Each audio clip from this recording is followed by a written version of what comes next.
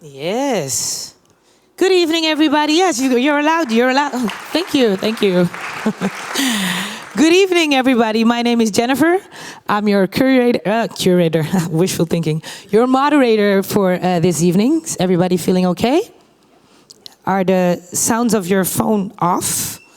I know sharing is caring, but the only thing we do not want you to share tonight is the sound of your ringtone. So please make sure that the sound of your phone is off. Do not turn your phone off completely, because if you want to share what's happening here, that's of course allowed. But just make sure that during a presentation or a Q&A, we don't hear that ringtone that you think is so cool, but we will be like, what is that and why is that?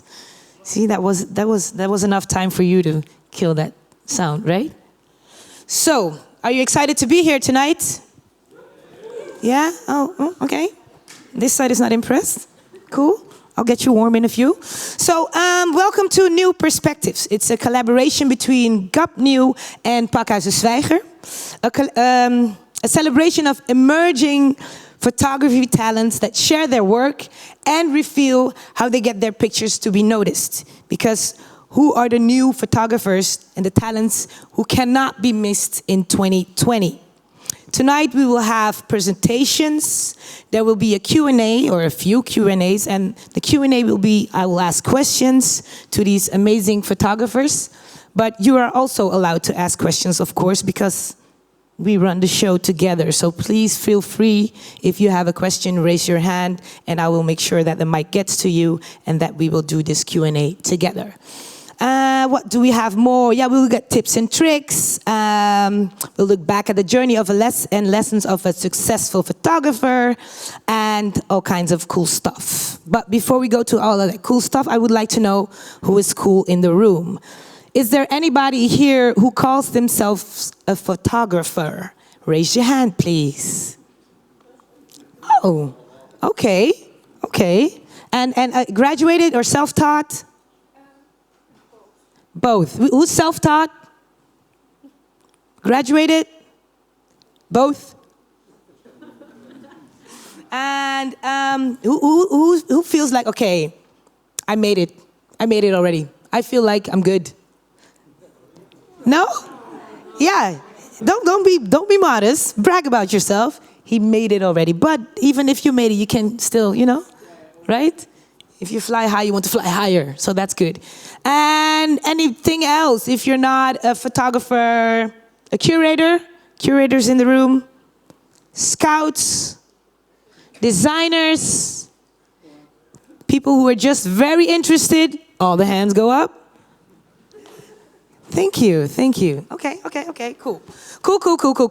So, what we're gonna do, we're going to start off with a presentation.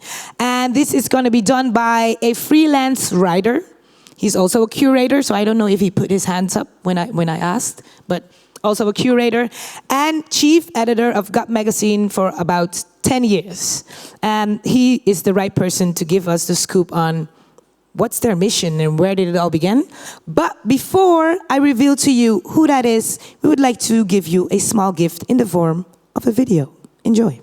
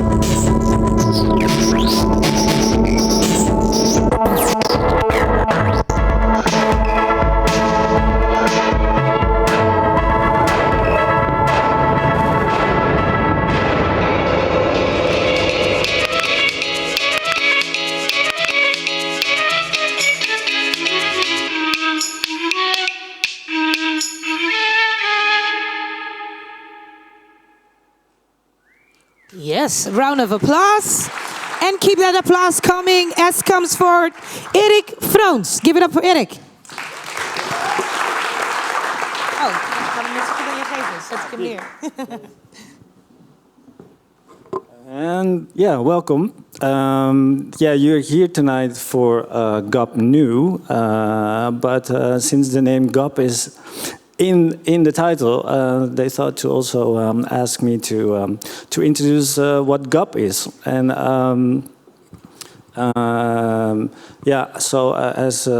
as it's mentioned, I'm actually a freelance photo person. I do all kinds of things. I'm like a plumber in photography. Today, for example, and yesterday I was working for World Press Photo. I also help Noor, the agency, and so all kinds of things. But one of my main things is since 2010, I'm involved with GUP magazine, which already exists since 2005. So I did not really start the magazine. Roy Kaman, who is sitting here and who's next up, actually started it with two guys of my generation who at the time were in their late 20s, I think.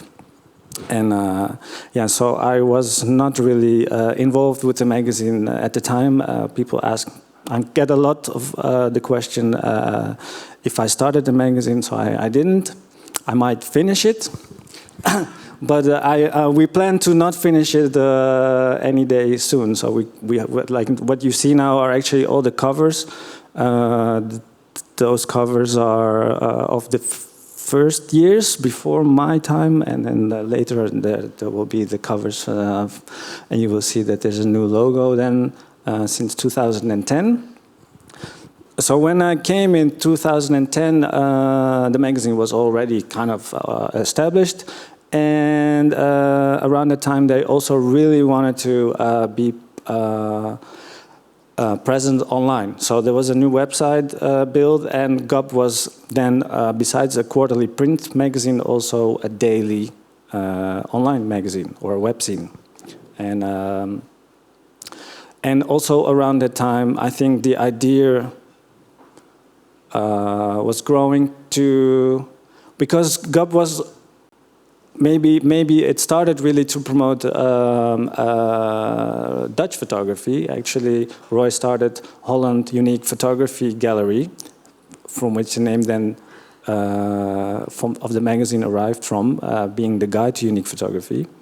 And it was really promoting Dutch photographers, but it became more and more an international magazine. But we actually did not want to forget about the Dutch photography world, and specifically the talents, because and then maybe it helps to explain a little bit about what GUP means. It means the GUP means Guide to Unique Photography, although we actually never really use that. It's really the acronym GUP that we use. But we wanted to kind of really don't forget about what we actually stand for. So we are a guide.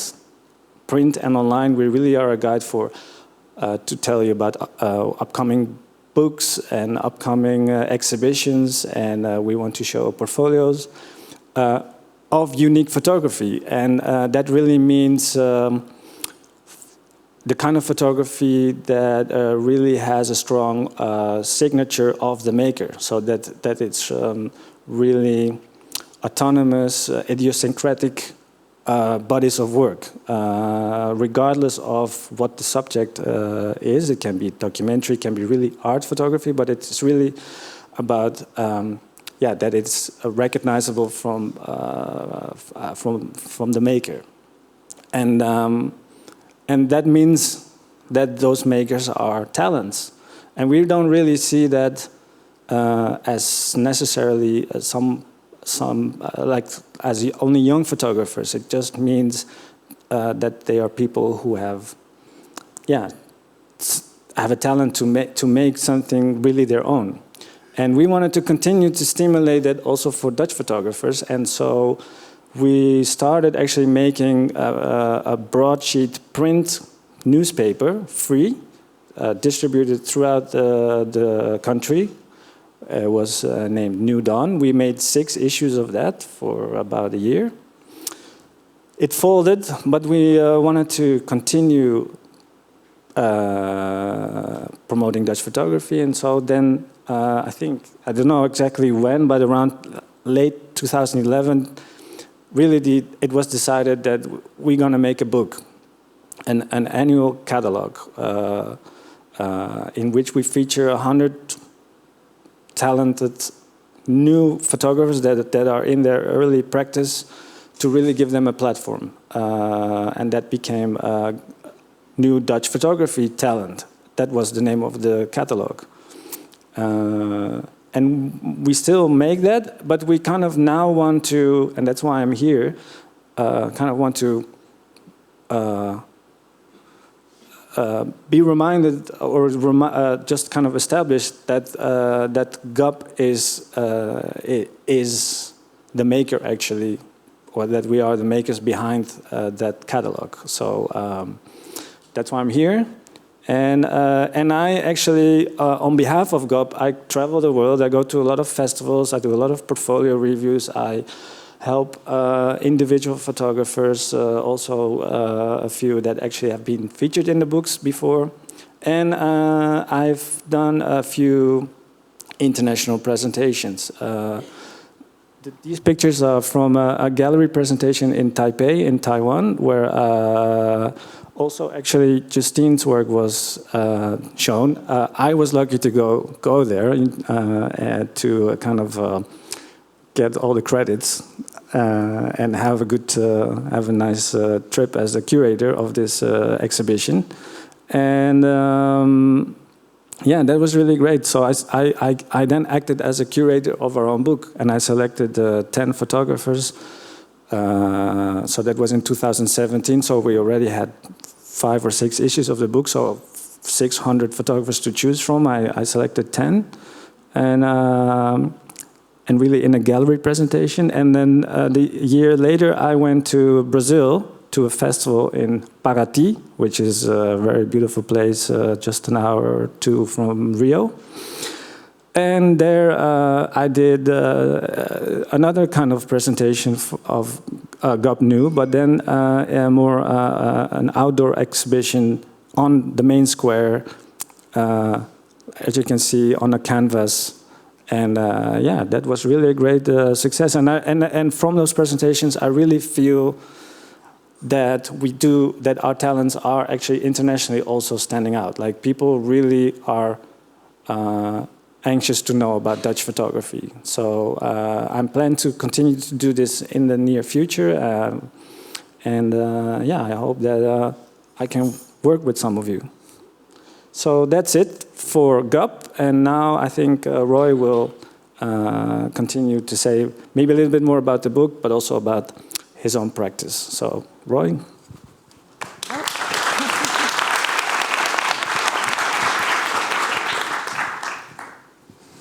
Dankjewel, Erik. Ik neem even een glaasje water. In English, right? In English. Yes, I know. Welcome. I have a small presentation, and I have to click myself. So, oh, it's already there. Yeah, the thing is, who am I?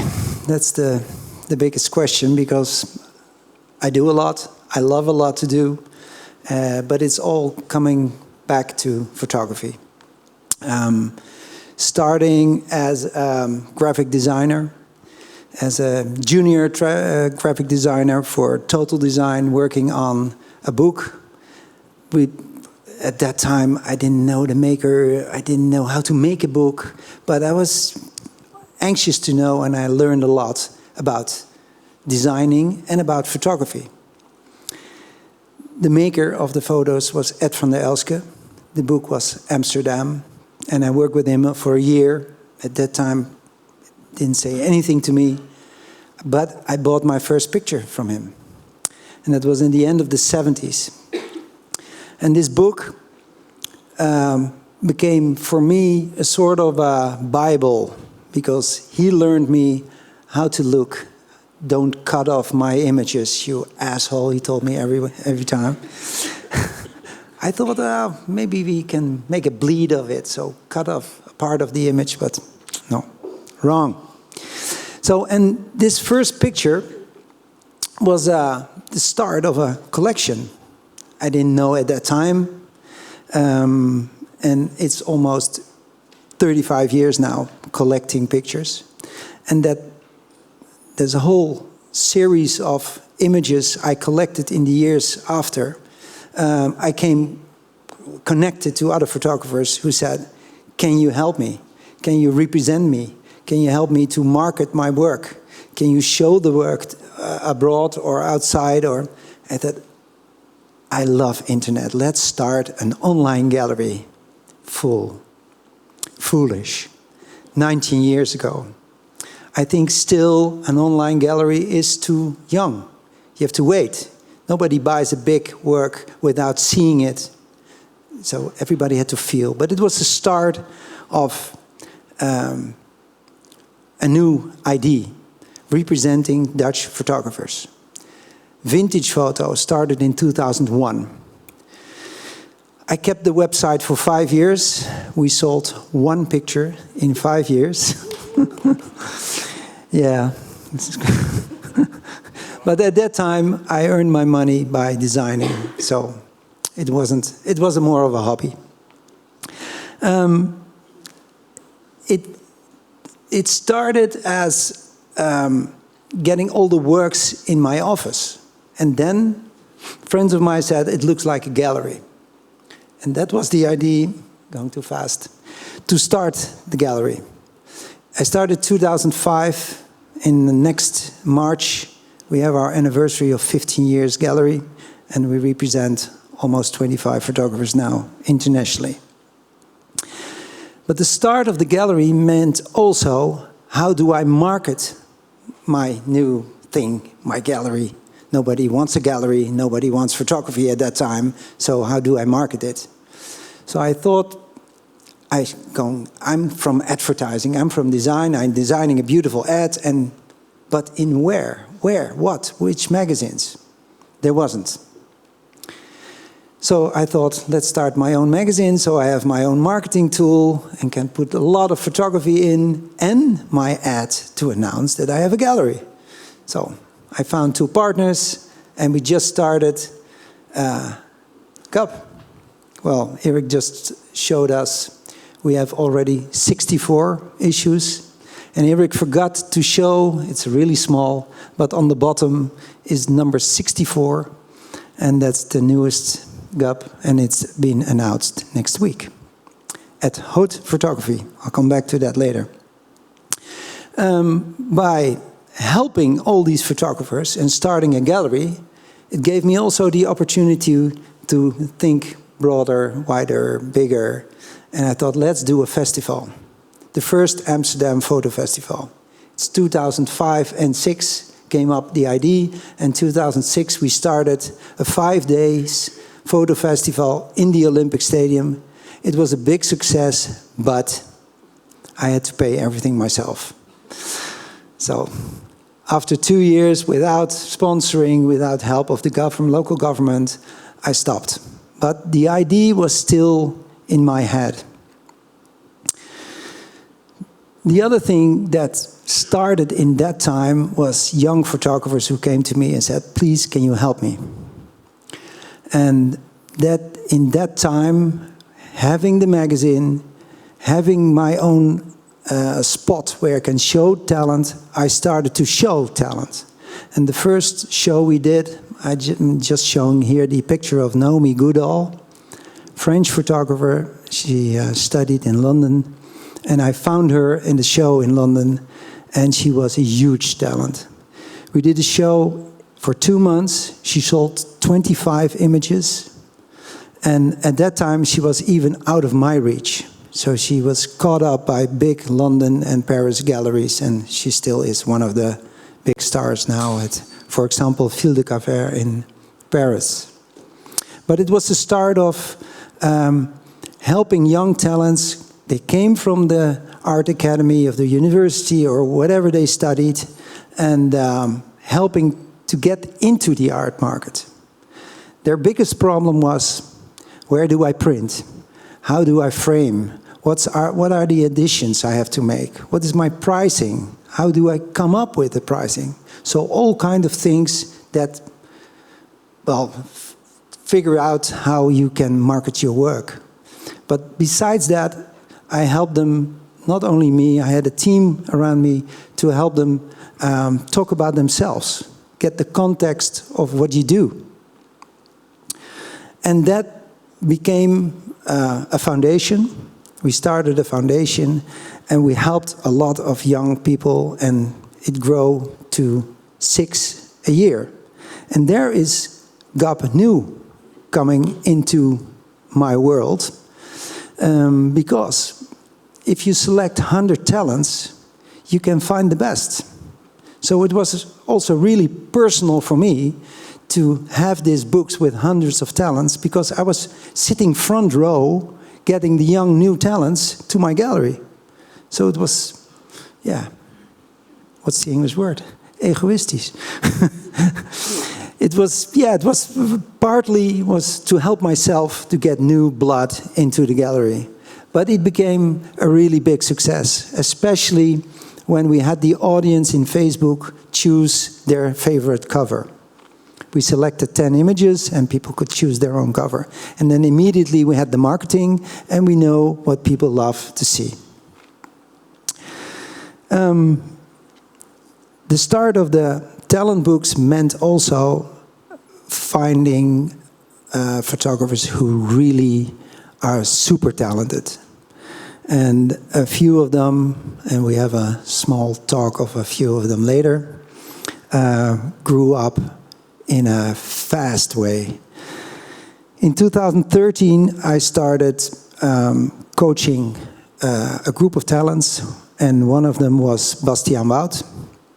He was part of a group of 3 photographers who I helped making the right choices. That was the most important thing, because they make beautiful work. I don't tell them what to do, but I can help them make choices. For example, a few of them got already after 1 year an ID and had to make choices to go to other countries, to other galleries, and I helped them to choose the right ones and don't go too fast. Be patient.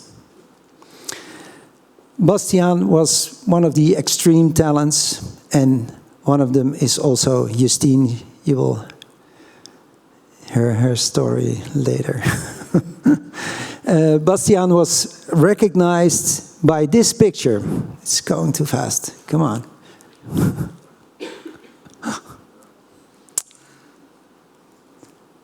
Ben ik de enige? This one. This was the first picture he showed me on his phone. And I said, well, which study you did? No, I don't do any studies. I help myself. I buy photo books. I look a lot to the big names in the US. And, well, it's one of my funny pictures. Well, everybody can make one picture. But make 2 or make a series and then find your own signature. That was what separated him from the rest. At the time we introduced more talents, we saw that there was a need of more help to get them into this market. Not only tell them how to print, how to frame, and tell them in their edition, but also bring this platform outside of the country. And the biggest help was to create an international book. And the biggest help for the photographers. And a compliment for people who recognize what we do is they say the GUP New books and the Fresh Eye books are the visual photo books, visual phone books of this time. So I saw the books lying on the table of curators at musea, even in I was at the Financiële Dagblad in Amsterdam, and it was on the table of the art director. He's choosing new talents. Volkskrant magazine, they're choosing young talents by the book. One of the photographers who are in the GUP New, the latest version, she was a bit, shall I do it or not? Shall I participate or not? She came to the gallery last week apologizing, telling us, this works for me amazing. I have a show now in Rotterdam. So that is what the book does for it. Yeah, and then you find these 100 talents, but there are always 4 or 5 incredible talents, and that we want to show in our own fair. And let me tell you a little bit about haute photography.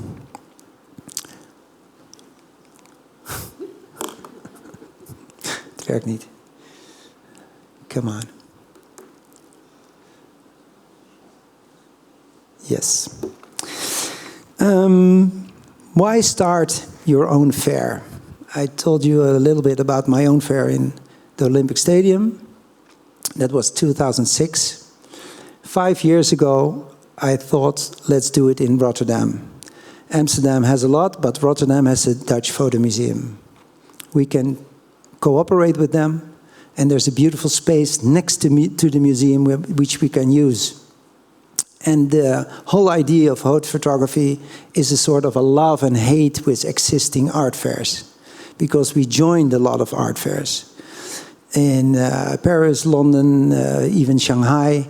And the thing is, you have to pay up front a lot of money. You get this little booth, and I always have to disappoint a lot of photographers because I only can take 4 or 5.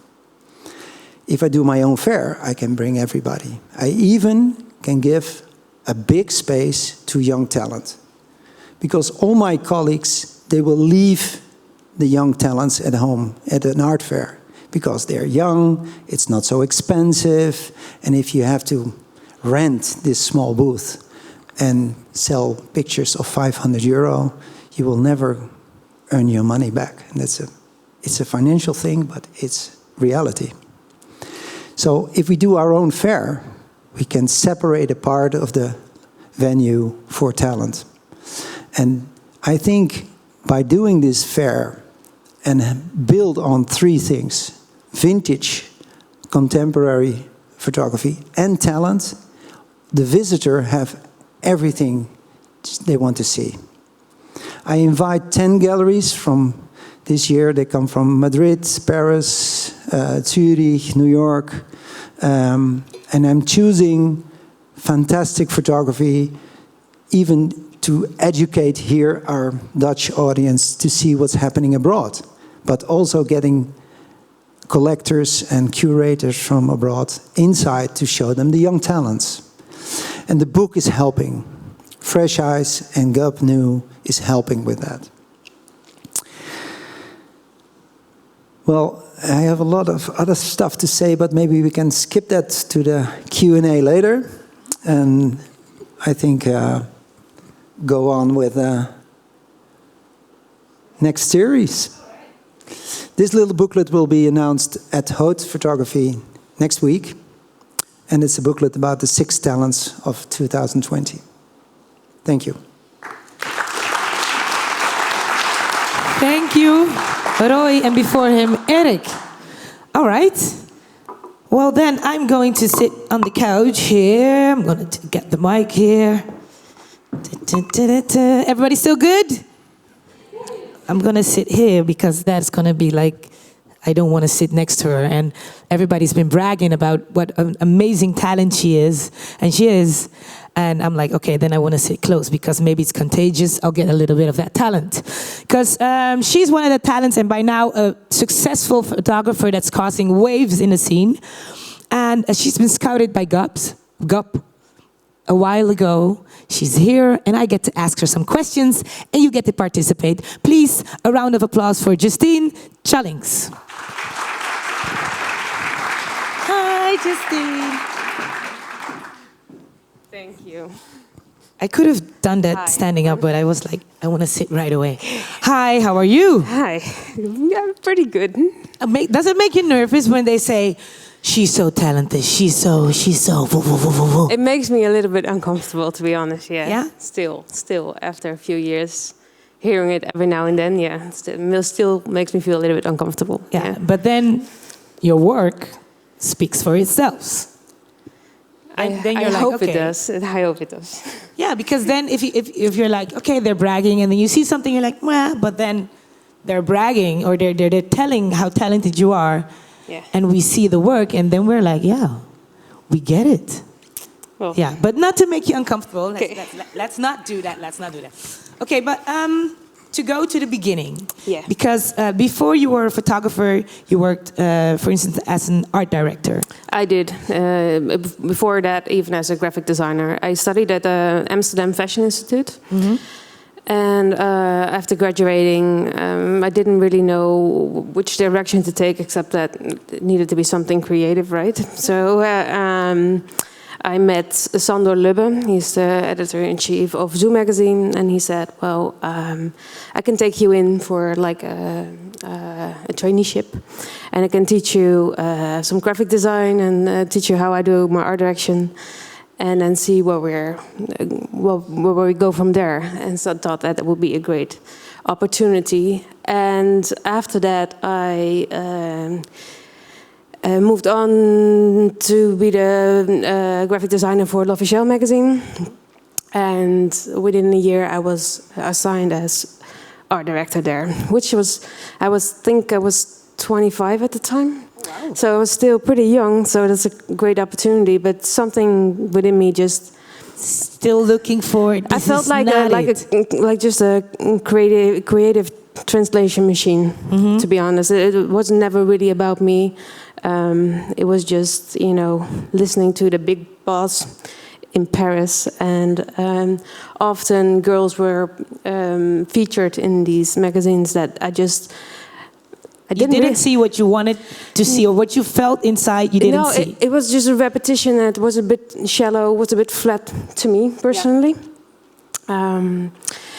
So I always wanted to do photography, but growing up we didn't have a lot of money, and these schools were just way too expensive for me. So I kind of sort of put that dream on the side.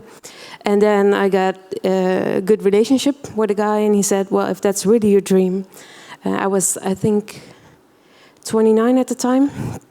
He said, then maybe you should just study. Quit that job, like right then and there. You start tomorrow, you get a camera, and you just go. Yeah, because I didn't know if I had any talent. I wasn't trained. I'm not very technical at all. But you have an eye, because you just... Yeah, he said, just jump into it, and you did. I did. The next morning, 7 o'clock, I started downloading the first courses from YouTube and whatever I could find to start to even understand the camera. I didn't know anything. I didn't know what shutter speed was. I didn't know anything. So you YouTubed your way into this? That's kind of how it started. Yeah. Wow. Yeah.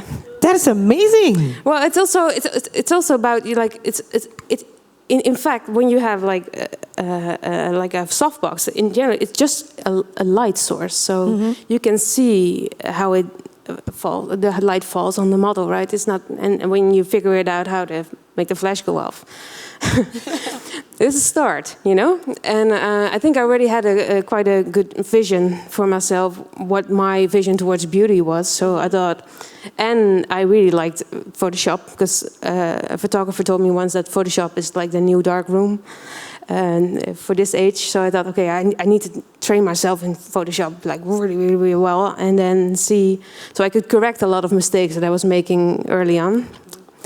And I got better at it. And then I started in 2014, and I only had created like a few images.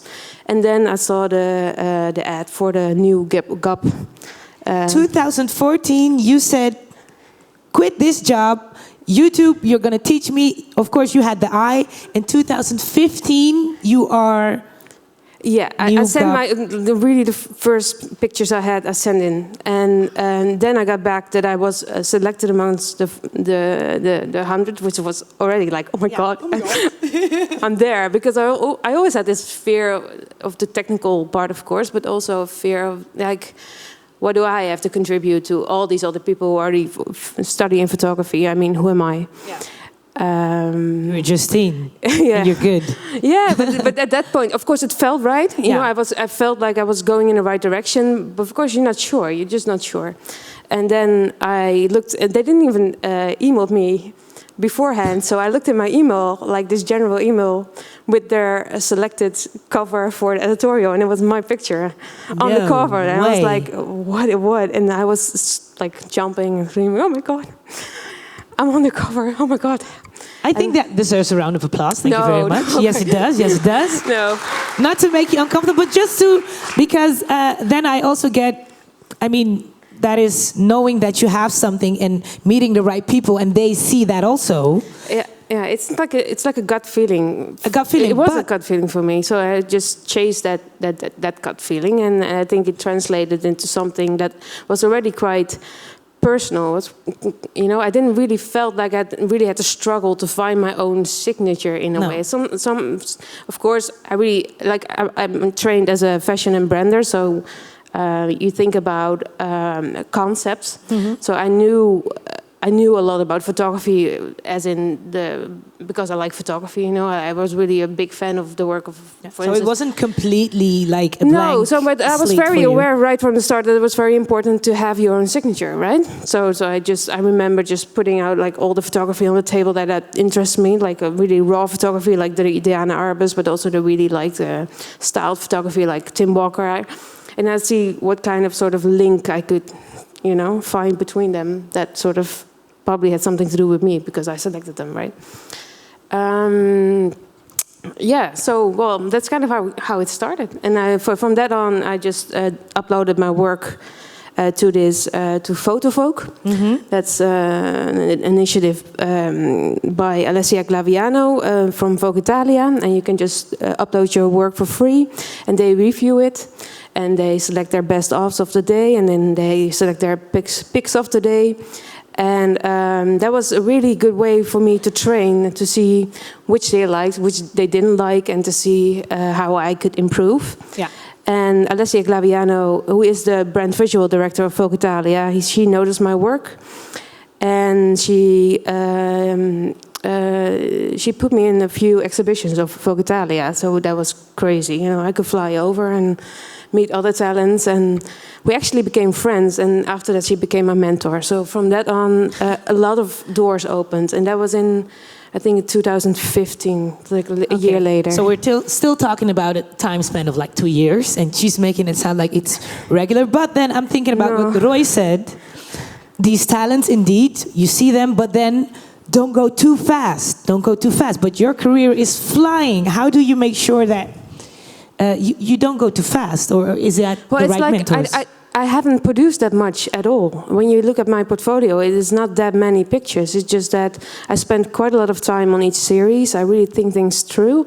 I select my models very carefully. I mainly do street casting. I really, you know, I do believe that quality for me is better than just quantity.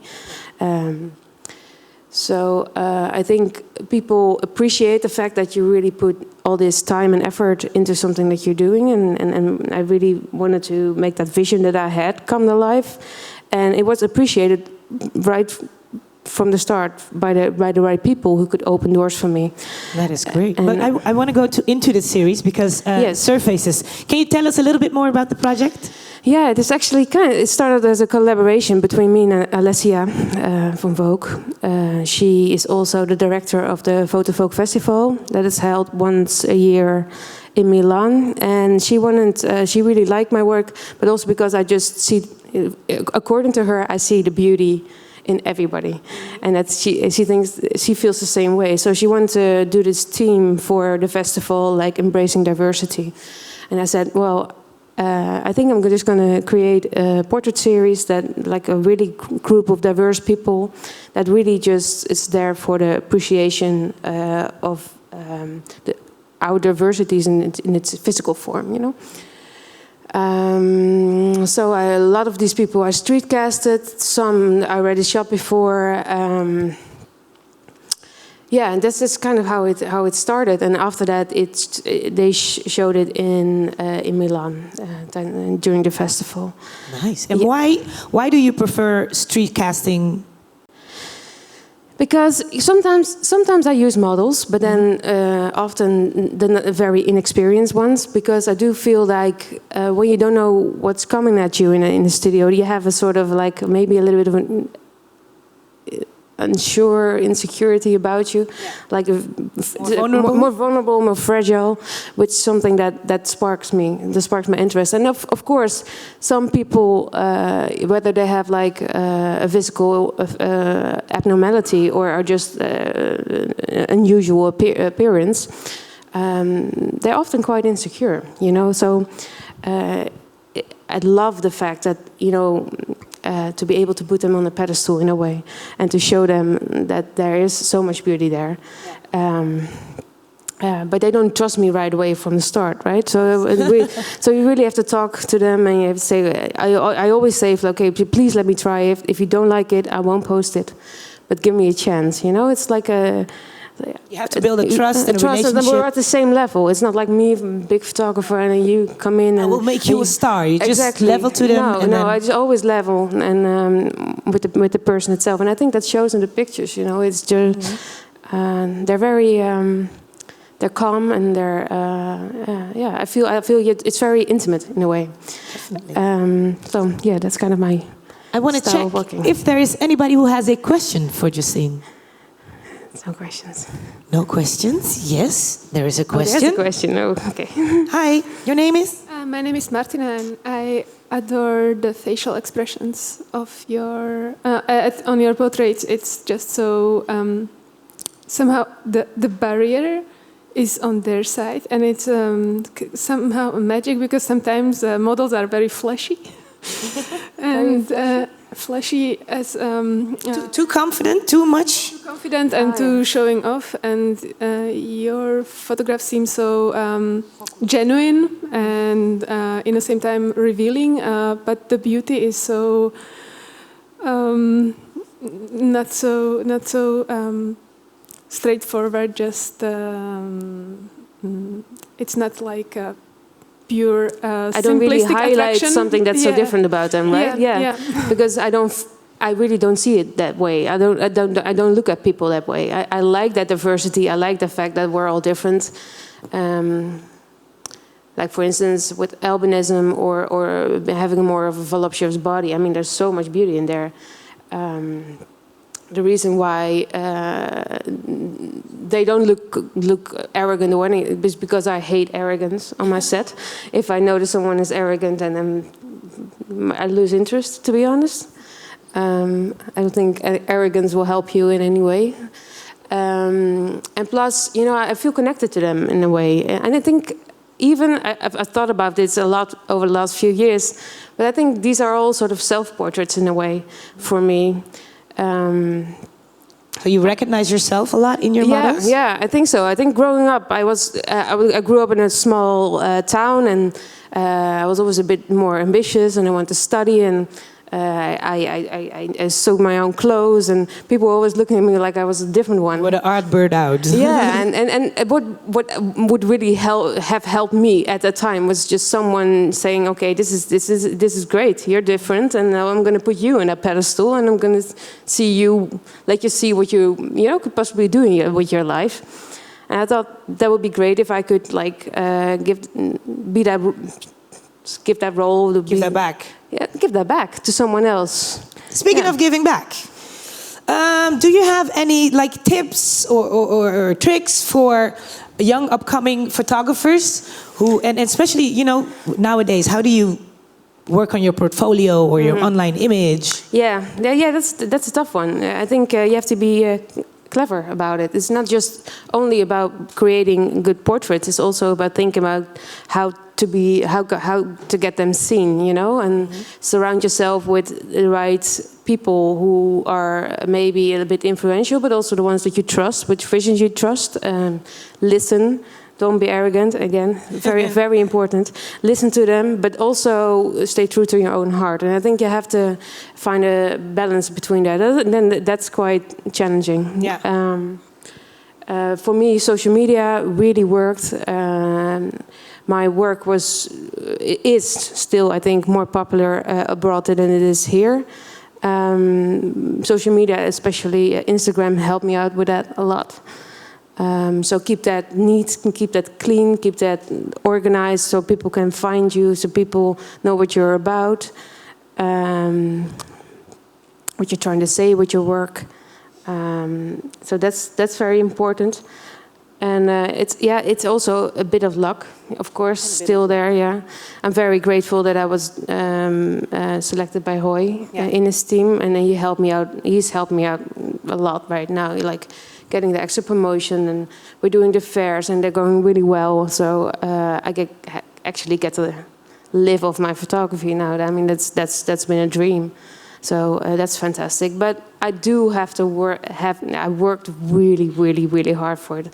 I think for years, because I also do my own editing. I had to teach that from scratch, and also the technical part.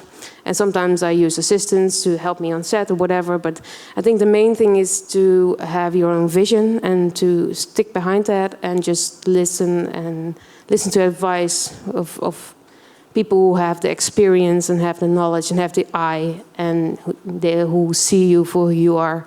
I think that's the most important thing. Did you get that? Take notes, please. And please, a warm applause for Justine. Thank you. Thank you. Thank you so much. I'll take this one. And now it's time to put some spotlight on 4 of the 5 GUP New Award finalists, because Hajar Benjidat couldn't be here, but still a round of applause. Let's do that now. And the first one, and I think Justine already made a great bridge, because she said, indeed, if you talk about online profiling, keep it neat, keep it clean, make sure you have a vision. When I saw her name, I was like, whoa, this is cool, because I actually want to be one of her models. I mean, I love her work, but who am I? But yeah, she has very cool pictures, and I think, like, you know, the human essence, body, and expression, and I get to ask her stuff, and maybe even if she will one day take my picture. Please, a round of applause for Sara Punt. Hello. Hi. Hi. There you go. This side. So we switch. I sit here, you sit there. This is you. Yes. It's great to see you like this big. Yeah, I mean, how does it feel? We are sitting. I feel like it looks amazing. Like when you stand over there, like my camera is set up there too. Like it looks amazing to see like this. Yeah. And this is your work. It is. This is great. Thank you. Thank you very much. Yeah, you get to. If you want to, you get to. Appreciate that. Going also for you back to the beginning. You grew up as a dancer, or you come from dancing background. How much does that have to, or does it come back with your photography?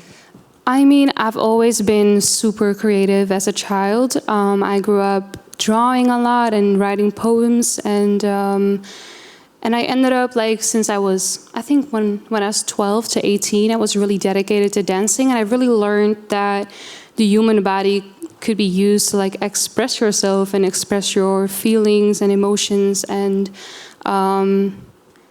when I had to quit dancing, I needed to find a new way to express myself. So I ended up doing styling, but I don't care about clothes at all. So, like, I wasn't really a good stylist, because usually by the end of the shoot, they would be naked, and it wouldn't even be my choice. They would be like, should I just take it off? And I'm like, well, if you want to, like, fine. And I just got really drawn to that, like, naturally. And And since I had to work with photographers, they turned out to be really stubborn, and I feel like they didn't see what I saw in my head, and I felt like I needed to just find a way to do it myself. So I started teaching myself and use YouTube as well to like find out how my camera works. And actually, I got my first camera. I stole it from my grandfather, and he never got it back. I still have it, and. He's like, I'm borrowing this and never gave it back? Yeah, for school, I'm like, no, I would just want to have it. And just found a way to learn my way around the camera. And I assisted some friends who are photographers, and just to, learn about how to use lighting and all the things that you got to click on your camera. And then slowly but steady, I found my way to what I'm doing right now. Nice. And then because you work with human bodies, very intimate, so that also means you have to get these people to be comfortable. Is there a certain procedure you work with to get them there, or is it just Well, when I shoot somebody, I always start off by having a conversation. That could be an hour, that could be 5 hours. Sometimes I end up not even shooting at all and just talking for 8 hours straight, and then we have to schedule another shoot for like next week. Let's try it again. And it's really about just opening up at first to each other. Like I will share a lot of myself. I will never expect somebody to open up to me if I don't do it myself.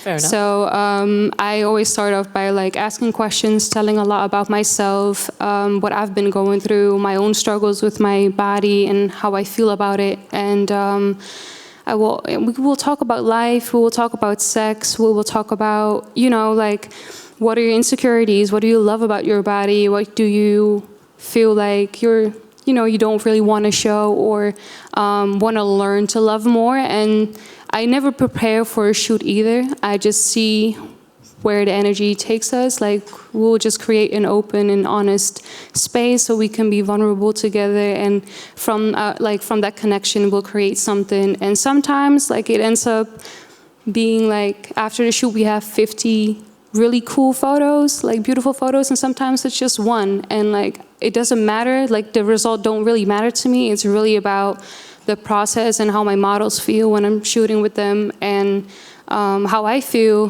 when I shoot with them. It's really about the connection. And sometimes, nothing really interesting comes out of it, but then next month you'll try it again and it works a lot better. So yeah, it just whatever comes natural, we'll work that out and just find a way around it. Nice. So but it sounds like for sure this is more than just photography. This is you really connecting, and then eventually maybe being able to capture the connection you have made with another body. For sure. It's just I feel like in this society, especially women are so taught to uphold certain standards. And we're oh, don't be too showing, or oh, not too don't cover up too much because you look prude, or oh, if you wear lingerie, it's always expected that you wear it for somebody else. It's never just for you. Yourself, Or even when you do take nude photos in your room and they leak, they're oh, but you shouldn't have taken them in the first place. It's just it's my body, it's not yours. And I feel that's what I really want to reclaim with these photos, to give an opportunity to people to actually, in an honest, open, vulnerable place, to figure out what they love about themselves. And sometimes the things that I don't like about myself look a lot better in photos and make the photo interesting. So that's just really what I'm trying to do, just find a way to empower and to just teach and learn that your body is art. I feel like if we would look at our bodies as a piece of art, then we would be so much more filled with kindness and empathy and understanding for each other. Because a piece of art don't need to be adored every single minute of the day. When you have a print on your wall or a painting on your wall, you probably won't even notice that it's there some days, but the other day you're really happy that it's yours. So and I feel if we look at ourselves that way, we could understand each other a lot more and be way more, like much more kind to each other. I think that is a great way to look at it. Thank you. Love it. And you do use a channel which also like Instagram, which is, you have photography with models, very vulnerable. And then Instagram, it's the whole world. They can comment, everything. Why this platform? Because you use it great, you use it beautiful, but it's also still, again, something very fragile? I feel you. It's really, I communicate it with all my models. Like, I will never, usually when I shoot somebody and I send them the photos, I'll ask them which photo would you like or be okay with for me to put online, because I don't want to put pressure on them to be okay with me sharing. Yeah. So I give the option to them, and they usually just pick actually the ones that I like too. And, you know, we'll just like, or we'll find a way around it to make it work. But yeah, it's just, I love to use social media because a lot of the times people view social media as something negative, as something that makes them insecure, or something that, you know, like a lot of depression can come from it because you compare yourself. But also there's a lot of opportunity, because like 10 years ago or 15 years ago, you would not be able to share this and actually get a platform and get your photos like across the country or the world even. Or like I got messages like at least once a week from people that thank me for sharing what I do. And even the models that I work with, the feedback that I get from them online is just amazing. And they're always so thankful. And that's really all that I do it for, to like try and just give somebody else the option to change the view on themselves, or like even if it's not through them in a photo, like through somebody else's body. Because I feel like I do make sure that every single type of person is represented in the best way that they could be looking like, or the way that they didn't expect to look like. And I feel like I should share that online because it's not shown enough. Yeah. Definitely in the media. We're getting there, like small steps. Baby we're steps, getting there, but it's not there. It's not where it should be. So I'm really trying to just, you know, help that. Forward. Yeah, because a lot of times as well, which is funny, people feel like, oh, it's so like sexy and like sensual, and I'm like, you don't even know what they look like when they're shooting with me, because they will be wrapped up in some fabric, can't even walk, and sweating, and like in a weird ass form on the ground and rolling around. It's like it's not sexy at all. It's not sexy at all. But yeah, it does have a sensual feel to it. But sometimes during the shoot, they're like, you really want me to roll around? I'm like, can you do that? Like, we try. But the result speaks for itself. Thank you, yeah. Greatness. Do I have a question from the audience? Guess not. You don't have to be shy. Yes. One. Justine. I'm always wondering about these things. Don't you ever feel awkward? Really? Asking these models to roll around in all these fabric? A little bit, because I'm like, because I know they're like, what? You kidding, right? And I'm like, I'm not actually, but yeah, a lot of times they thank me later because they've never tried to like see themselves like that, or try to roll around in the studio. And they also come to me for that because they know sort of what I do, what I work with. But yeah, sometimes it is kind of awkward because it's more, their reactions are kind of awkward. Yeah, right. I'm like, I will tell them up front, like, I got an idea, and just know if you're not comfortable with it, like, I'll try it with somebody else. But they're always like, all right, like, let's try. But just give sounds it a like shot. You recognize it. Well, I'm actually quite shy at that point, because, you know, I never really. Maybe that's also because of the models that I choose. So they're already quite vulnerable walking on set. So if I I have this plastic and I'm going to wrap it around you, and then okay, well, bye, we're going to go again, you know. But I always admire the fact that you're so, like, just so daring in that way. Like, you just, you know. Do you see it that way, that you are there, or do you think about it that way? Because indeed, you're asking something you know that's fragile, but you still ask. Some people will not ask because they're like, or else I look crazy, you will think I'm crazy, you won't work with me again. I do pick the person. Okay. I'm like, okay, I feel like would you always start off with something simple, and then I just like feel like how, if she's comfortable. How's your crazy? And if I feel like she's comfortable, then I can ask her something, or him, by the way.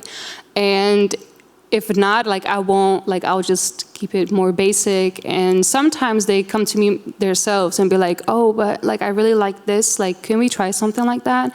And a lot of times I don't even ask them to take anything off either. Like it just happens. Yeah, like it's really them to be like, oh, should I like so you take have this off? magic Like, to get people really naked, comfortable yeah. and to get them to roll around naked and in plastic. This is magic what she's doing. That's what just I can saying. do. Do I have another question? No? You still want to be I photographed? do. Even sure about more. that? Even more. I kid you not. Perfect. This is happening. I'm going to stop. Let's pick a date then. Fire. Your witness. You had one more. Sorry. Is there a lot of alcohol involved? Or Not at all. No, never. Like She doesn't get them I want drunk. them sober. I want everybody sober. Like no. So they cannot say, yeah, but I was drunk. This is just really No, you gotta- vibing, feeling, and going. Exactly like that. Yeah. Nice.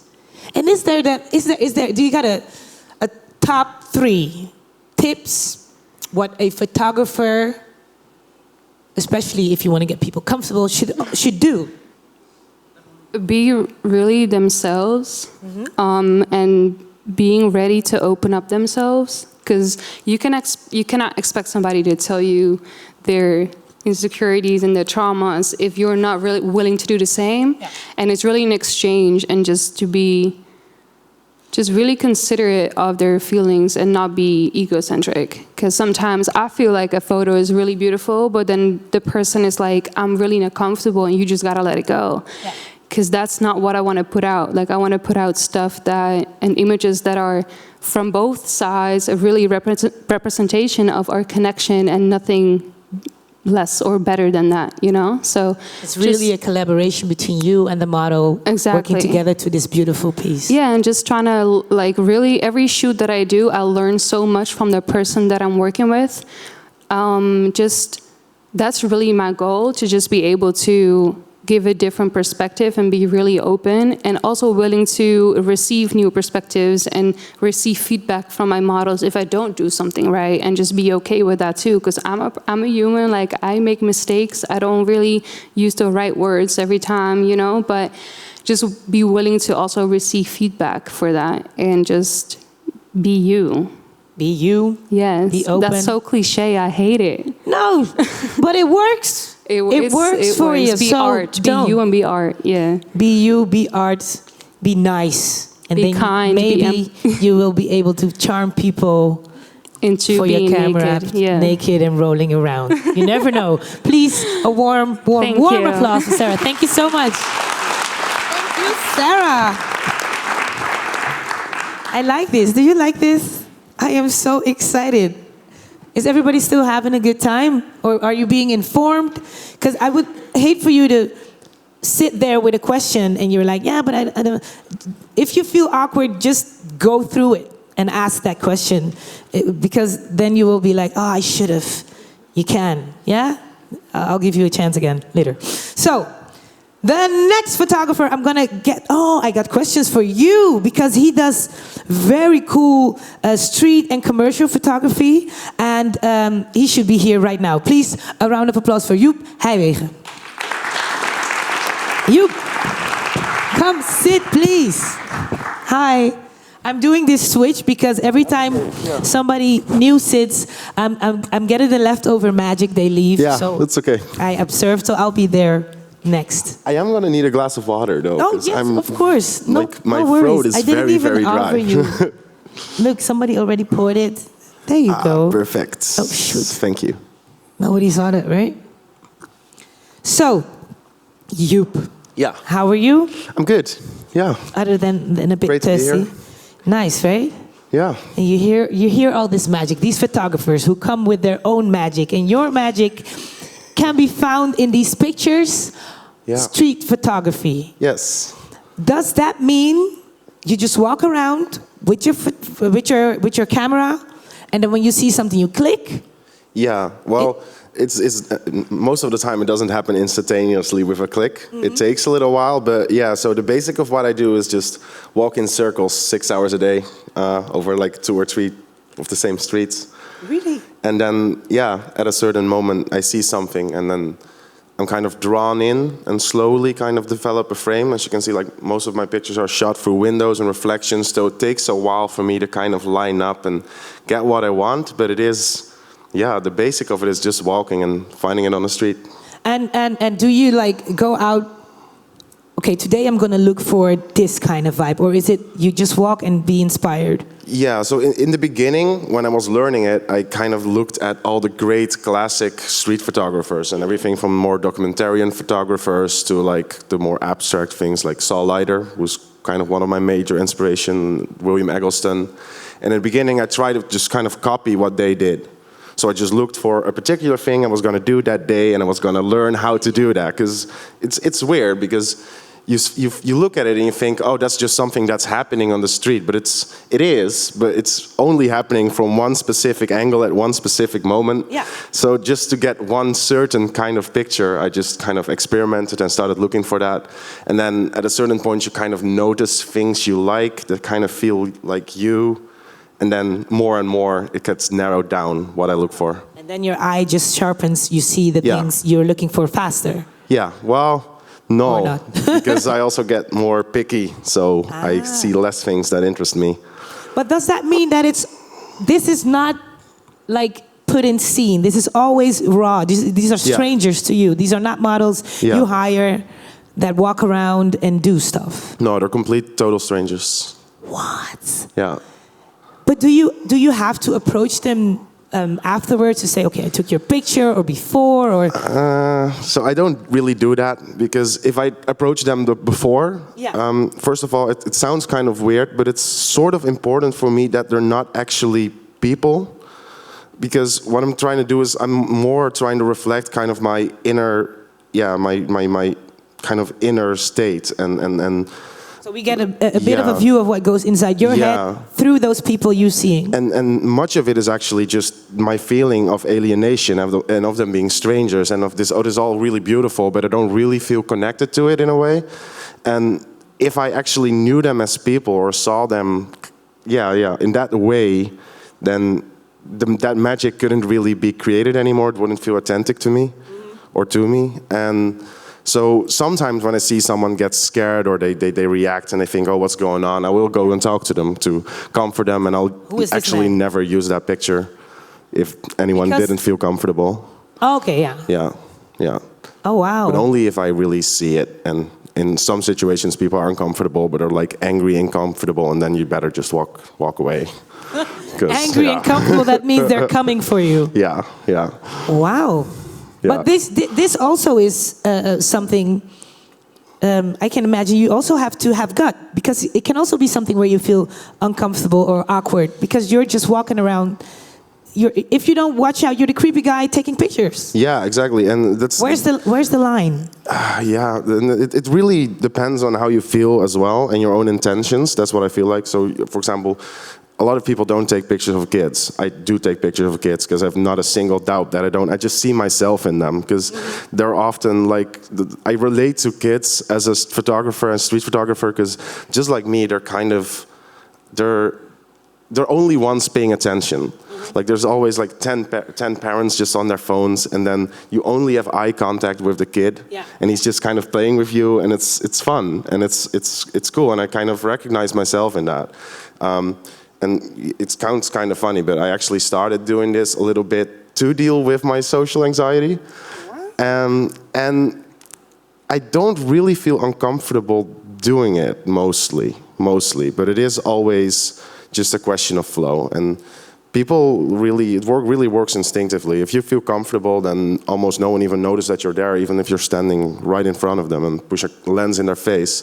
And if you feel even the slightest bit uncomfortable, people just grow eyes on the back of their head, and they turn around, and So it keeps coming back that it's a feeling that you share, and that this feeling comes out through the lens also. Yeah, yeah. This is good stuff. But it is changing. That's kind of the funny thing. Yeah, but changing in what way? Looking back to where you started and where you are now. So when I started, it was kind of something that was difficult to do, and it came kind of from, so I was always a walker, so I'd walk 2-3 hours a day just in circles around the city, because just it calmed my nerves, and I just thought it was fun. And at the same time, the world seemed kind of distant and strange and alienating, but at the same time, like almost frustratingly beautiful. And I started making up all these stories. Like I saw all these connections between people that didn't even really know each other, and different visual elements. And it just kind of, it always was like I was looking at a movie. And at a certain point, I thought it was just so frustrating that I couldn't share it with anyone. It just felt really, really lonely, because I was living in this kind of movie that I couldn't share. So I thought, like, I have to capture it. I have to kind of preserve those moments when I see them. And then very quickly it went from, whoa, I'm not preserving something, I'm really creating something. And I now feel so much more free and empowered in how I see the world. And that's what I want to do with my photography now, is to just kind of show people just how powerful your vision is. You can really just, by framing it yourself, make life basically whatever you want it to be. There's so much drama in the everyday. Capture it. Capture it. Frustratingly beautiful. I love how you say that. But nowadays, I mean, we all have these amazing cameras in our pocket, or at least we think so. Yeah. So everybody feels like I could do that. And you give workshops also? Yeah. Is it for everybody though? It is and it isn't. So I think what I like about street photography is that it is so accessible and so democratic. And even the photographers who are like in big art galleries are just people who just walk around 6 hours a day, have pain sore on their feet, and it's incredibly democratic. It's just everyone can start straight away. There's no, like, the cheapest equipment works. It's all fine. Like, most of these pictures were shot with like a 12 megapixel camera that I bought for like $150. But on the other end of the spectrum, it needs to be kind of in your blood to be able to keep doing it. Because it is really frustrating. Because of course every kind of photographer, every kind of artist has like kind of writer's blocks and creative issues. But over here it's also it needs to happen. Yeah. So it's. But what are the essentials? Like if I would join a workshop, do you think are the essentials for a street photographer to have? So yeah, you need some guts. But I'm personally not a fan of the whole, doesn't matter what you do, doesn't matter how much you shock other people. Yeah. So I'd much rather you have good body language than guts, and that's really it. Like body language, just a way kind of looking past and looking over someone, not making eye contact, only looking for the camera. You can kind of learn how to behave and move in a way that you kind of become a part of the environment. And then also you need something particular that interests you. So something that kind of just draws your eye, something that makes it, like, always when people do like a portfolio review and they want me to comment on what they do, is I just, with a lot of the pictures, just, okay, so what is particular about it? Like, why specifically this picture? Like, with street photography, because it is so terrifying just to take pictures of strangers in general. It's even if you just take a picture. I remember it took me like 3 or 4 months before I took the first picture with a person on it. I was just so terrified to do it. And then it instantly feels like an achievement. And especially if it's, a lot of like street photographers, they look like character types, like really just, that person looks a little bit strange. Let's take a picture of that. And then it really quickly feels good because it was difficult and terrifying to do, but it isn't really, you're not personally connected to it, and there's nothing particular about it. So yeah, really look for something that means something to you, and know why that is. Just know why it matters to you. Know why. Yeah. Do we have a question from the audience? Yes. Hello. Hi, I would like to ask you, because you mentioned Eggleston, and Eggleston is saying that he was photographing democratically, meaning that, you know, not every time there would be a person in the picture. I just would like to know, how do you feel about this? Because, like, on your pictures I see people, but would you also include and photograph democratically, for example, I don't know, a chair or... Yeah, so no, Eggleston is one of my biggest heroes, and that's one of the main reasons why. And yes, I do use that principle. So I take lots of still lives, but most of them just aren't really good. But the thing is, like I said, it never really straight away that something happens. Like usually a picture takes about an hour to develop. So several different people will go through the same scene, and then one of them is just right. For example, the one, this one with the hand, I was just taking a picture of just the light just looked gorgeous on the chair. And then I spent there about, because the sun was coming in and going out, I spent like 1.5 hours in front of that window. And then at a certain point, that hand just came there, and that little grasp or something, and that made it for me correctly. But the reason I ever got to that frame is because I didn't think, oh, that's not going to be a picture that's interesting. It was just to think like everything has the potential to be beautiful and to be interesting. So I do try to treat everything as equal. But on the other hand, there are just things that aren't really, like a person by itself is not something I would start shooting. So it kind of has to start from a scene and from light and from there. But I do try to treat objects, people, all the same. Thank you. Is that Stedelijk Museum? Yeah, right. Before they put like a coffee company in it or something. Yeah, I don't really have a question, but I want to respond to the question. I was once at a lecture of David Lynch, the filmmaker, but he also is a photographer. And he was also asked this question, like, when do you decide to make a picture? And he just had a really simple answer, but I actually love it. He just said, yeah, well, I know it because my temperature just rises 0.5 degree. So it's very much a physical thing. I guess it's not really explainable, but you just immediately know. Yeah.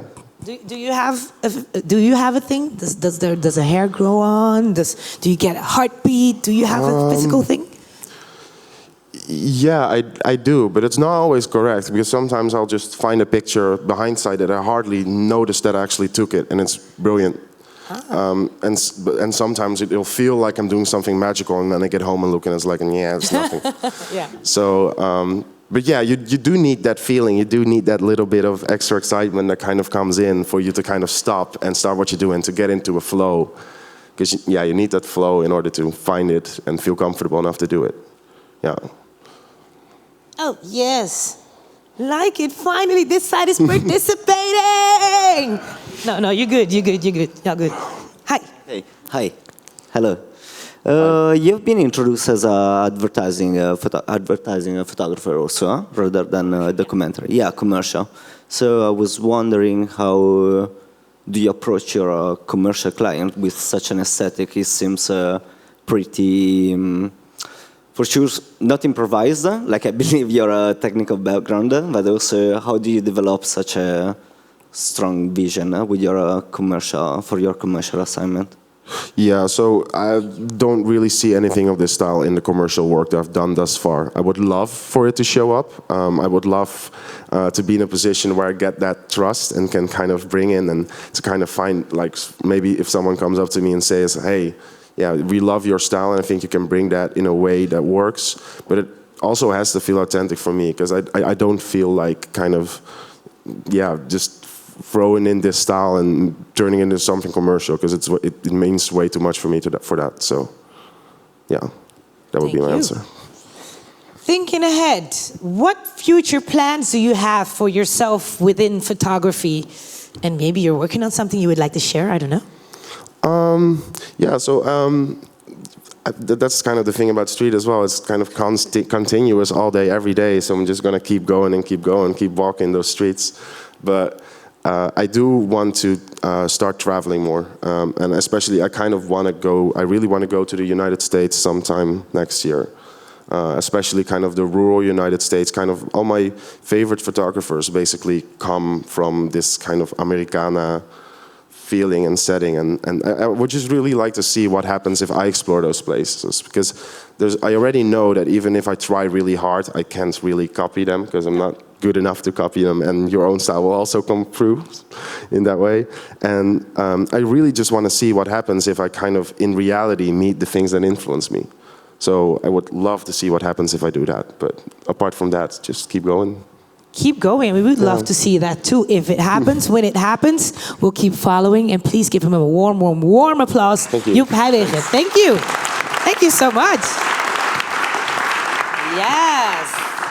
And now I am gonna ask someone to the couch who has a very, very cool way of photographing. Oh, yeah. Whatever. I should just get him here. I'm excited. I'm way too excited because I like humor, and I like sometimes, you know, things go wrong, and if someone is able to catch that thing that goes wrong and makes like the beauty of failure, I think he does that in a very cool way. Please, a round of applause for Marc, Elisabeth. Hi, Marc. Hey. Oh. No, I have for you. Do you? I have for you. I'm gonna drink your water. Oh.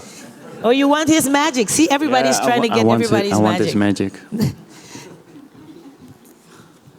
Oh, I was so thirsty. Marc, how do you feel sitting with your pictures this big? We're sitting right in the middle of them. I like it. You like it? I like it, and I like all the people even better. Even better. Looking at your photos, when I got the information about this night, I recognized the spaghetti photo right away. I was like, oh, I know that. I don't know from where, but I know the picture. I've seen it. You did it as well? No, I didn't, but I wish I did. You're like, whoa, it has something so weird and so funny. It has humor and it's gross. Mm-hmm. And you... Yeah, is that a great way to describe your work? It's a great way to not have dishes. It's a great way to not have dishes. But it's, I think it's also a way to describe my work. Mm-hmm. I don't know how to say it in English, but there was once a woman who saw it and she said, oh, lekker vies. So it's like nice and dirty. It doesn't work in English, but no, it's not the same. And I think my work is lekker vies. Yeah, and lekker vies. Can we also say, of course, because you are. Would you call yourself a photographer? Yes. Yeah, you're a photographer. Yes. But could you say it's important not to take yourself too seriously, or do you take this very seriously? Very seriously. Next question. No, I think it's very important to not take yourself too serious. Like back in the days when I did a little bit more documentary photography about the things what my friends were doing. I was always looking for images who were a little bit provocative and shocking, but also with humor together. So I showed people pictures which had humor in them, and then I could also show pictures who were a little bit more provocative afterwards, because if you make people laugh, you can also show them something more heavier later on. Yes. So I think it's also a good icebreaker. Then were you the guy, like, we were friends, we were hanging out, and were you the guy that was always ready with his camera to shoot what's gonna happen? Yeah. Are you also then the instigator of situations to happen? Yes. I was the spark. Yeah. I think there's a lot of beauty. There's a lot of beauty in the stuff we can't control, and if we don't focus too much on our downsides, we could actually make life we can make it more. We can make it seriously funny, and seriously fun. yeah. Why is it important for you to capture that side of life? I don't know. Everything is already so serious nowadays, and yeah, I exhibited the spaghetti picture at a skate park in Breda, and there were also a lot of children there who had skate lessons. And at one point, I was drinking a coffee there, and a group of children came in, and they looked at the picture of the spaghetti, and they were like pointing at it and laughing, and that was great. That was enough for me. Like, because you saw them having joy of something you had made. Yeah. And when I look at your pictures, you make it look easy. You make it look like, okay, this is just a guy waiting for an opportunity, or he was eating and he was like, okay, put the sausage, done. You make it look easy, or is it easy? Yeah, well, I pressed the button. That's the easy part. No, but I mean... I'm always aware of my surroundings. I'm always thinking about what I'm doing, what I'm going to do. So, yeah, I think a little part of the process is easy, but there's a lot of thought behind it. And I'm also always trying to make it look like a candid picture. That's the way how I started photography. Like I said, making pictures of my friends. And the question I get a lot now is, did this really happen? Yeah, is it real or is it staged? Well, they are all real. I mean, there are photographs. It's happening, but yeah, so it all happened. But are you like, okay, I want you guys to do this, and then we'll see what happens? Yeah.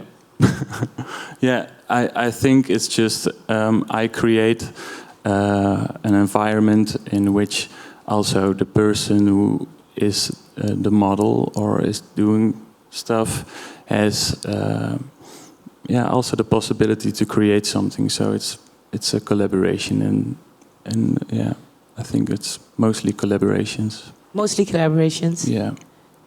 With your friends, with strangers, how do you approach the people you put into your photography? Yeah, just by, like I said, with friends and people I meet. I think I also talk about myself a lot, so I'm like talking about my photography a lot, and then it comes up like, hey, should we do something together? And that's how... So are you the guy that at parties we're just chilling and then you're like, I'm a photographer? Is that what you do? Check out my Instagram. Yeah, check out my Instagram. I should photograph you sometimes. Yeah, maybe I am.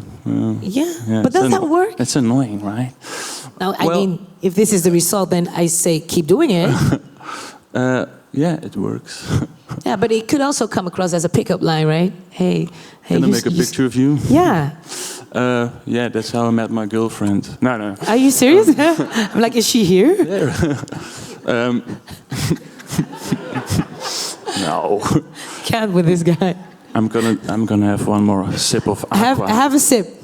Do I already have a question? Let's make it more comfortable. From the audience, by the way. Don't be scared. He's nice. Yeah. I have a question for Sara. Oh, shoot. He's scared now.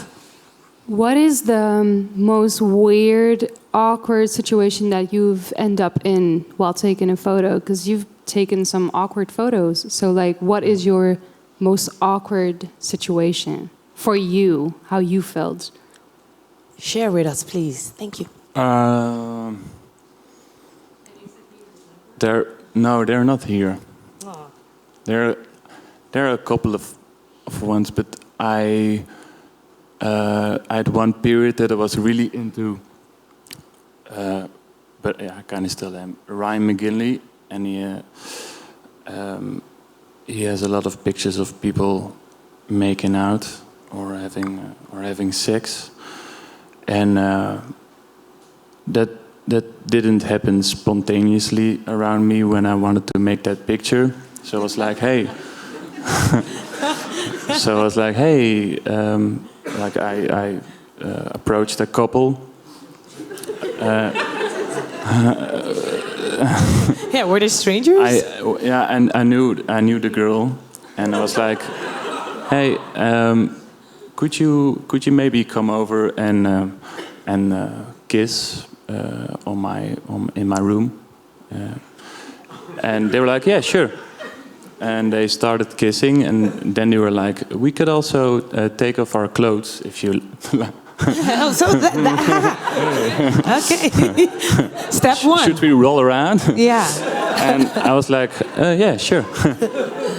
I liked it. And then at one point they were moaning a lot, and there were there were some noises. I was like, this, I don't know, is this what I want? Should I keep going making pictures? So yeah, that was kind of awkward, but yeah, got some cool pictures. Yeah. Wow, but you lived through it though. Yeah. Wow. I survived. Well, the moaning got you thinking like, oh shit, I don't know if I want this. Yeah. That's nice. Be careful what you wish for. Do I have another question? Yes. Yes, you. It's me again. Hey. Now I was just wondering about, because Joep was saying that his routine is more like walking 6 hours a day, like, you know, just wandering the streets. What about your routine? How do you like get your inspiration, you know? How do you think about the project? Like, you know, oh, today I'm going to wake up and I'm going to walk around and finding some projects. Do you have a routine when it comes to taking pictures? Well, I'm always taking pictures. Actually, it's also street photography, or could be anything. I'm always thinking about photography and making images, but I'm also from I went to art school as I wanted to be an illustrator, because I was always drawing, and I wanted to make children's books and cartoons, actually. So a lot of the pictures you see I still see them. That's why I responded so weird, like, are you a photographer? Yes, I am. But it's also a little bit of, like, these are the illustrations that I used to make, but now they're real. So sometimes I just dream about stuff that I want to make, and then I make them. Or I think something is funny, and I make that. But a lot of my inspiration also comes from older cartoons. Maybe that's weird to say, but they inspire me. And that. Nice. I got a last question for you, because you're working on a project, Come Play Dead. Yes. What? Can you tell us a little bit about it? Sure. Because if I hear you, I see these pictures and then I hear this name, I'm like, what can we expect? I think all of the images that were here are included as well. In the Come Play Dead series, but it's an extension of what I did for my graduation, in which I was romanticizing the mistakes. But the title Come Play Dead is from a song, actually. But I was always when I was little, I was always playing dead for my sister, like to scare her. Oh, God. And she always thought it was real, so she walked in the room, I was like, ugh. And she was like, no, and I was like, ha. And I did that years. I still do it. And no, I did it when I was little. And a lot of my pictures, like I said, a lot of my inspiration also comes from cartoons, and also from, like Joep said, from children's behavior. And the project is mostly about my embracing the inner child. And nowadays, sometimes I'm pretending to be alive, like I'm very strict and I'm following the rules. But I'm really like shouting to the audience to come play dead, be be yourself, be a kid, and yeah, don't take it all too serious. Don't take it all too serious. Come and play dead with us, please. Not real. Yeah? Yeah. One last question, since I think you would put a lot on camera. Is there something that you would never want to take a photo of or have in front of your lens? A dead horse. A dead horse. Yeah. Dead horse? Yeah. Okay. It's sad. That's too much. Come play dead with me, because then it's not playing, it's really dead. Yeah. And Okay. horses are beautiful when they're alive. They're more beautiful when they're alive. Yeah. You are also. Thank I like you. the kid in you. He's Thank you. awesome. And thank I you like for the kid in image. you. Oh, I know. We like each other. Please, a round of applause for Marc, Elisabeth.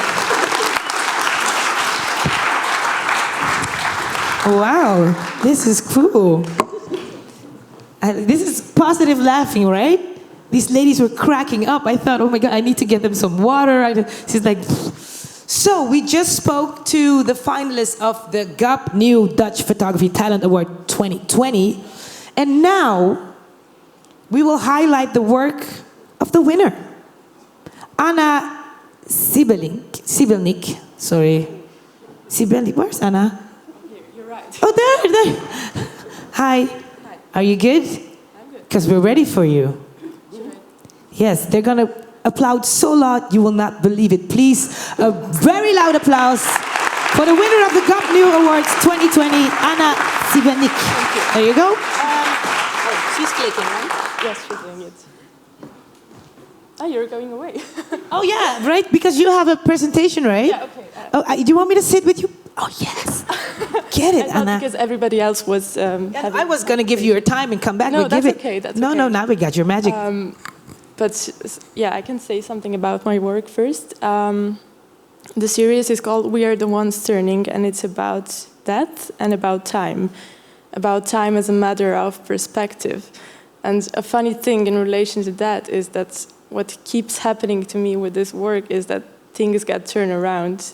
When I was working in the darkroom, the negative of this clock image that you see there, the printer turned it around, so now the final image that I'm going to use, on that image the numbers are actually going backwards.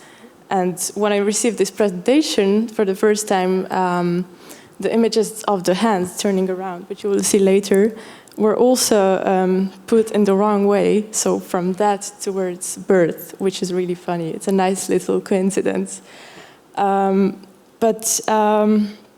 Yeah, until now, as the basis of this work, I've taken a very human perspective on the topic, so really how we experience time and how it affects us. And how it all started was with the documentary project, when I still had the idea that I want to be a documentary photographer, which I now see that I would be really bad at. With my boyfriend, who's a writer, we did this 2-year-long research about longevity in the blue zones, which are areas in the world where people live the longest. So everybody we met was above 100 years, or nearly that. And yeah, they were barely able to speak. But it was really inspiring to talk to them because they all had something in common, and that was the fact that they had a completely different understanding of time. And they were not at all afraid of aging or dying. And if you compare just how we take that in developed communities, I think it's really important to consider that as an alternative, because here I think it's seen as a disease, as something that has to be pushed away at all costs, and I hate to think of it as like that. So yeah, I think this is that's my drive to do this work, which seems kind of morbid, but I'm not a very depressed person, as you might think, seeing the images. No, my family certainly does. Oh, really? Yeah. You got people worried that you're like my grandmas are very worried, I think. And then you're sitting here all black, and the pictures are black and white. Everybody's like, whoa. Well, I'm sorry now that my work is not as funny as the previous one. No, don't be sorry. Yeah, but I think yeah, of course, that can be something really heavy. It can really put weight on decisions in our life, but there's also lightness in it and freedom. And there's this book by Martin Hagland that was published recently. It's called This Life, and the main argument is like why mortality makes us free, and he says it's because the good things in life, like love and friendship, they can only exist because you know that you have a limited amount of time. That's what they matter to you. If you know that you're going to be immortal, everything loses meaning. And I think it's a really simple thing, but I really believe in that. And then, yeah, in terms of approach, I think the images are really different. In some of them, I think I approach that in a very literal way, so as the end stages of life, or even as grief. And that's easy to understand, but then in some others, I'm approaching subjects that even for me are really like ungraspable, and it's just I'm trying to get a bit closer to them, but of course I can never succeed in doing that.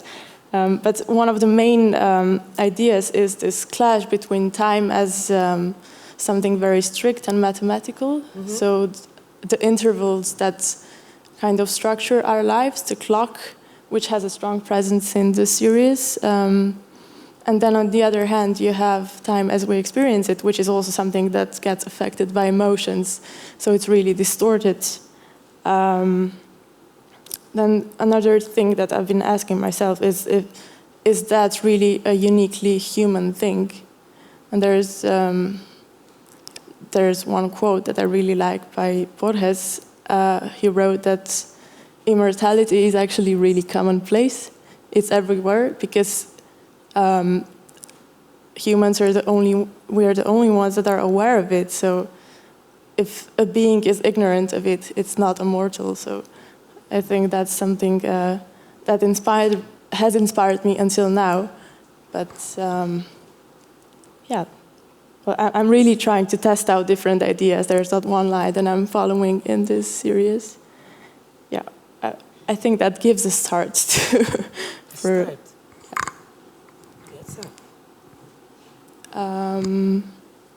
Yeah, I was also asked to share something about the international experience. Yes, please.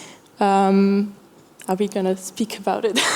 What do you want to share about it? Well, one thing that it's worth mentioning is that I produced this work when I was part of Parallel. It's a Portuguese organization, but it's funded by the European Union, and it's a platform that connects young emerging artists and galleries and curators across Europe. And it really gives you space to develop a work within 1 year and gives you the opportunity to show it. So I think this has really, it's been important to have this on the side when I was developing these images, because, well, I didn't do a serious work before that, so I didn't have the confidence to show it and to speak about it. And by being forced, by knowing that you will have a gallery who will show it, it was a good push to, yeah. And what was for you the most important lesson you took from that?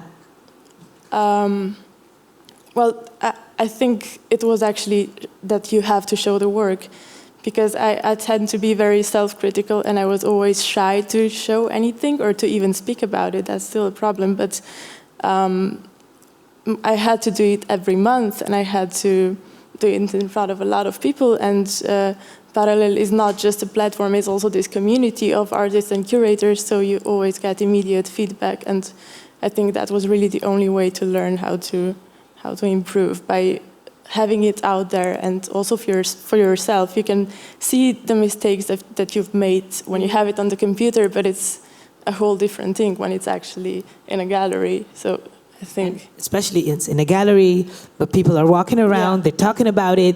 You are there, very vulnerable once again. So photographers are, I've never thought about it like that, because I do realize this is you sharing something, a vision of you with us. But this is very personal, and you guys are very vulnerable. it's almost human.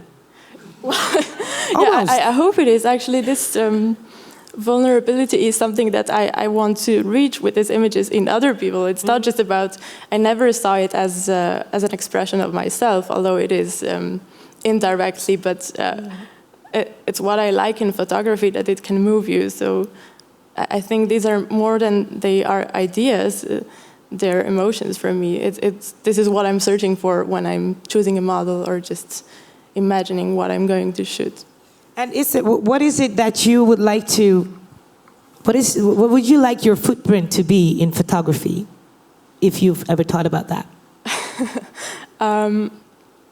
Well, I hope that will not sound too morbid, but I've always been in this line, so maybe not directly speaking about that, but it's kind of what fascinates me about the medium, and also my plans for the future are in a way connected to this topic. So, what are the plans for the future? Well, I said that until now I've only considered this very human view on things, and I think, of course, that's the only view that we can have. But it's also I'm trying to look at this subject in a more, like, in a less anthropocentric way also. So, but not in terms of time consciousness, but in terms of that's our temporality is just one among many. So, if a very simple example of that would be if you look at a landscape and you always see that there are different layers. You have the sky, which has been there forever, and then you have the mountains, which are very old, and then you also have the grass, which only lives for a few months. Yeah, so I find that really fascinating. And the plan for the future is to photograph things that are that could potentially outlive photography. So organisms that are biologically immortal, or technically, yeah. Oh, wow. Because it's a kind of pointless gesture to take a picture of something that will live longer than the medium. Or will it? I don't know. Because if we look at the current ecological disasters, I think it's also, in a way, critical that maybe it won't. So Your view is amazing. That's the plan. Do I have a question from the audience for Ana? No? Everybody's like in awe. No? Okay, well, I got a question. Winning this award, Yes. which was first only a title, and now there's really an award. You get to touch it real. Does it bring extra pressure, or are you able to, appreciate it, say thank you, but realize you're still going on this path? Well, I haven't been thinking a lot about it. I think it's a great opportunity, and it's good to have to be visible, but I don't think it changes a lot, actually, in terms of my approach, of course. It does help a lot, but it won't change how I think about how I work. Yeah. Good. So it won't change your ways, how you approach things within making what you make? Yes. Good, because we need you to keep making the magic that you do. And we've heard people say, no arrogance. So, but I don't think that's within here for you. Nobody has nothing to ask? You sure? I'll wait. Okay. No. I'm going to ask you to give her a warm applause. Warmer than that. Thank you very much. Thank you, Ana.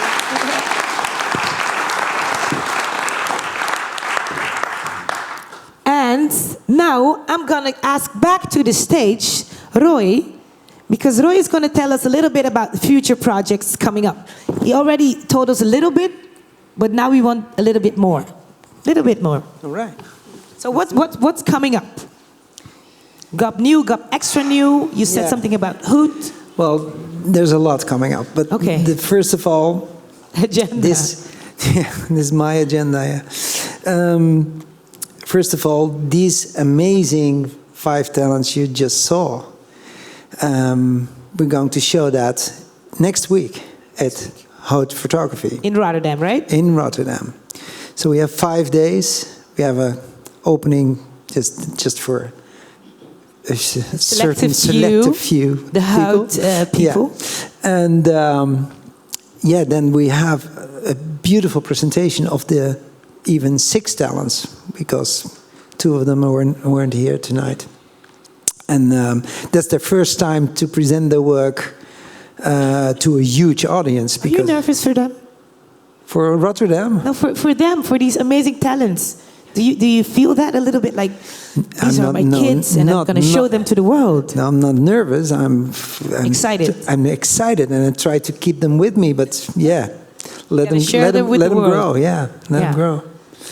And even by seeing them telling their story and context when they work, I immediately see, oh, I want to make a book with you or something. Yeah, that's happening. So this is also, you guys are inspiring each other and helping each other. And the thing is, next week I do some tours in the fair for groups, and I know a little bit more now.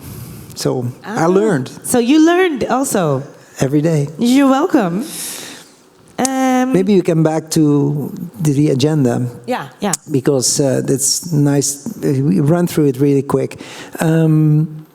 We open at the 5th. On the 6th, there's an opening of Sanne Sannes. I think you all have to go there. It's in the Kunsthal, also in Rotterdam, and it's an overview of his work. Sanne Sannes died in 1967 at the age of 30. He was, at that time, one of the biggest talents in the Netherlands, a really modern photographer who experimented a lot.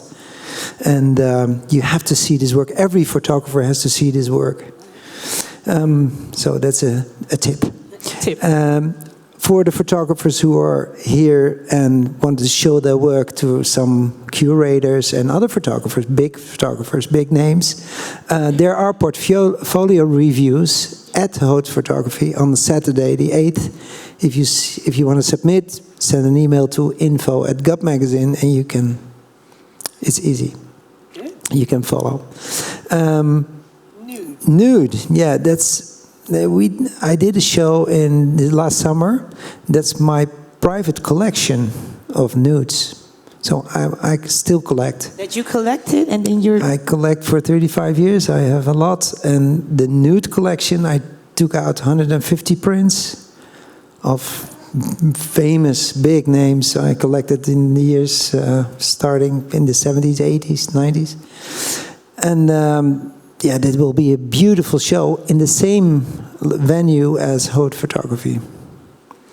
There's a collaboration with the Dutch Photo Museum, and there will be a beautiful booklet with it. And a lot of the photographers who are in Hout Photography are also in the collection. Yeah, and then we have a month to breathe a little. Get back to Earth. Yeah, and then we do a big presentation. The only Dutch gallery who's going abroad to Paris Photo, New York. Paris Photo took over the APAD show in New York, and that's the first time. I think all the best galleries in the world will join us there, and that's a place to meet and to see and to inspire. Then we need another month. Then another. In between is there's a lot to do in between. If you want, you can follow us on. Just send an email. We put you on the mailing list. But in between is Photo London. We don't participate, but we try to get there with GUP Magazine. So. See what's happening there. And in June, we get Photo Basel. And Photo Basel is not only a presentation of the Common Gallery with the 5-6 artists we take with us, but also the introduction of Fresh Eyes. We start in Photo Basel. Here it is. And we end in Arles. And Arles will be a couple of weeks. So, I just told you before, the GUP New, we did that for 9 years, and now this is the first issue of Fresh Eyes. And we'd like to collaborate with international art academies. Send us the best talents you have. And the thing is, why we do this with first in Basel, because we got approached by Photo Basel. They don't have a book about Swiss talent, and there's a lot of talent coming from Switzerland. But they also work with French academies and German. So this will be a partnering up with some good institutes who can help us getting the book better and better. It sounds like you don't just collect photography, but also talent. In a very good way, yeah. You put it in books, yeah. and it's a great way to promote the talent you see. If you run through the book, you get so excited by so much talent we just have in the Netherlands, and if you take Europe, then it will be open. Right.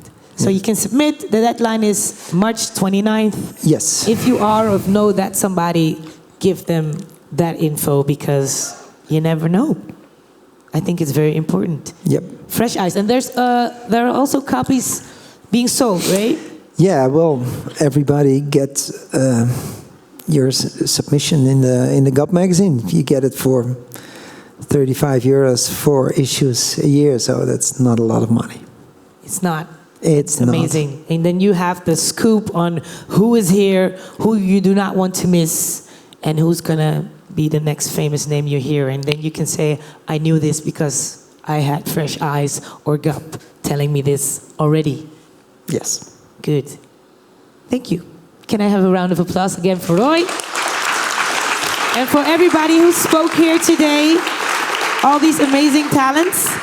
And thank you as an audience for sticking with us, for participating, for spreading the word about what you've seen and heard here tonight. And the Pay As You Like, the movie you saw in the beginning, because all the programming here in Pak Uit de Zwijger, it's amazing and it's free. It makes it even more amazing, but you are amazing if you say, okay, I got €1, €5, €10, whatever you want to share so that we can keep doing this for free. It's called Pay As You Like, so pay as you like. Keep the website in eye to see what's going on here for you, for your friends, for your neighbor. And I hope to see you again soon. Let's not talk here, but go downstairs at the bar and continue the talking and networking and fresh eyes going. My name is Jennifer. Thank you. For you. Thank you very much.